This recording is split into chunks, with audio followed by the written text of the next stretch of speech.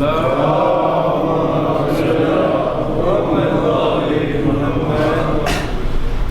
باللہ من الشیطان الرجیم، بسم اللہ الرحمن الرحیم، الحمدللہ رب العالمین والصلاة والسلام علی اشرف الانبیاء والمرسلین محمد وآلہ الطاہرین، اما بعد فقد قال رسول اللہ صلی اللہ علیہ وآلہ وسلم النظافۃ من الایمان بنی الاسلام علی النظافۃ۔ رسول خدا کی حدیث ہے کہ صفائی جو ہے ایمان کا جز ہے، اور اسلام کی بنیاد جو ہے صفائی پر ہے۔ اسلام کی بنیاد صفائی پر ہے، اور صفائی جو ہے اسلام کا جز ہے۔ یعنی اسلام نے سب سے پہلے صفائی بتائی ہے، پاکیزگی بتائی ہے، طہارت کا درس دیا ہے۔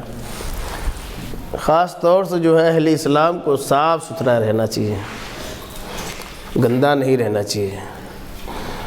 تو اسلام اگر ہے تو صفائی ہے، اگر ایمان ہے انسان کے پاس تو صفائی ہے۔ تو گندگی اسلام کو پسند نہیں ہے۔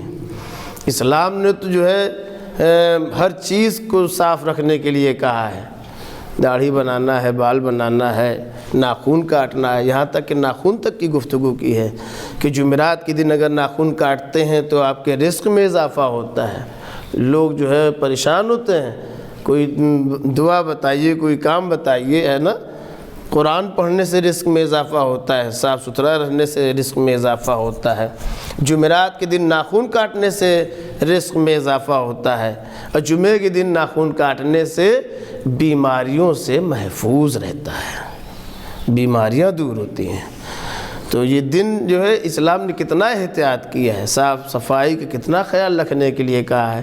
لیکن اگر آپ دیکھیں تو جو ہے ساری گندگی پائی جاتی ہے۔ مسلمان علاقے میں چلے جائیے، مسلمانوں کو دیکھیے، تو درحالانکہ اسلام نے کہا ہے کہ صاف رہنا ہے، پاکیزگی صفائی ایمان کا جز۔ اگر ایمان ہے تو صفائی ہے، اسلام کی بنیاد ہی صفائی پہ ہے۔ تو صفائی کے لیے، پاک رہنے کے لیے پہلی چیز کیا ہے؟ پانی ہے۔ پانی ہم نے کہا تھا، کل بیان کیا تھا کہ پانی خالص ہونا چاہیے، پانی مضاف نہ ہو، یعنی پانی میں کوئی چیز نہ ملی ہو، شربت نہ ہو، جوس نہ ہو، تو پانی پاک کرتا ہے، پانی پاک کرتا ہے۔ پانی جو ہے اس کے بعد ہے پانی سے جو پاکی ہوگی تو یہ یاد رہے کہ پانی جو ہے آبدست کے لیے ایک مرتبہ کافی ہے، 2 مرتبہ احتیاط مستحب ہے۔ تو ایک مرتبہ کافی ہے، 2 مرتبہ مستحب ہے۔ اور لیٹرین کے لیے اتنا ہے کہ ذرات پاک ہو جائیں، صاف ہو جائیں، یقین ہو جائے کہ جو ہے ذرات جو ہے صاف ہو چکے ہیں۔ اور لباس وغیرہ کے لیے بھی کیا ہے؟ لباس دھلا جائے گا تو 2 مرتبہ۔ شرط یہ ہے کہ پہلی مرتبہ جب آپ دھل رہے ہیں تو نچوڑا جائے، پھر دوبارہ دھلا جائے تو پھر نچوڑا جائے۔ ایسا نہیں کہ بالٹی میں ڈال دیا اور 2 مرتبہ ہو گیا، نہیں، نچوڑنا شرط ہے۔ پہلی مرتبہ دھلا ہے تو اس کو نچوڑیے، دوسری مرتبہ دھلا ہے تو نچوڑیے۔ پانی جو ہے آب قلیل سے، آب قر پانی جو ہے یہ ہوتا ہے 3 بالش 3.5 بالش چوڑا، لمبا، گہرا، یعنی کہ تقریباً 384 لیٹر، 384 لیٹر ہوتا ہے۔ اور اس کے بعد زمین ہے۔ زمین کے لیے کیا ہے؟ زمین نجاست کو دور کرتی ہے، نجاست۔ اچھا، برتن کے لیے بھی ہم نے بتایا تھا کہ برتن میں اگر ڈالا جائے تو برتن دھلنے کے لیے کیا ہے کہ برتن میں گھمایا جائے ڈال کر کے، اس کے بعد پھینکا جائے۔ برتن کے لیے بھی 2 مرتبہ دھلنا ہے۔ برتن کے لیے بھی کیا ہے؟ پانی اس میں جو ہے ڈالا جائے گا اور 2 مرتبہ اسے دھلا جائے گا۔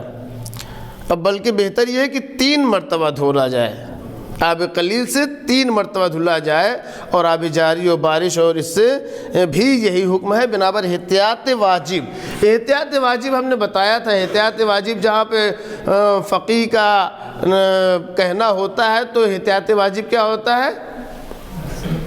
احتیاط واجب یہ ہے کہ جہاں پہ آپ دوسرے مرجع کی طرف رجوع کر سکتے ہیں، اجازت ہے۔ احتیاط مستحب ہوتا تو دوسرے مرجع کی طرف رجوع نہیں کر سکتے تھے، کیونکہ احتیاط مستحب ہمراہ فتویٰ ہوتا ہے، فتوے کے ساتھ ہوتا ہے۔ احتیاط واجب میں آپ دوسرے مرجع کی طرف رجوع کر سکتے ہیں۔ تو احتیاط واجب یہ ہے کہ آب کور، آب جاری، آب بارش، ان پانیوں سے بھی یہی حکم ہے۔ در حالانکہ ایک مرتبہ دھو لینا کافی ہوتا ہے، لیکن ان سے بھی یہی حکم ہے برتن کے لیے۔ ہاں، برتن میں پانی ڈال کے گھما کے پھینکا جائے گا تو 3 مرتبہ صحیح، لیکن یہ بھی یاد رہے کہ 3 مرتبہ دھل رہا ہے۔ اگر جو صابن سے برتن دھلا جا رہا ہے چکنائی مانے نہ ہو، صاف ہو جائے، برطرف ہو جائے۔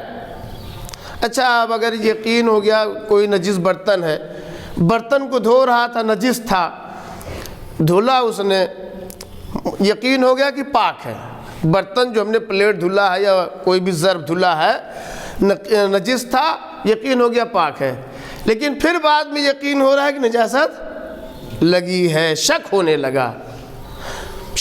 لگا، پتہ ہے نہیں پاک ہوا کہ نہیں پاک ہوا، اس میں نجاست دیکھے تھے۔ اگر شک ہو جائے، یقین کے بعد پھر شک ہو جائے، پتہ نہیں پاک ہوا کہ نہیں، تو پھر اسے آپ پاک کریے،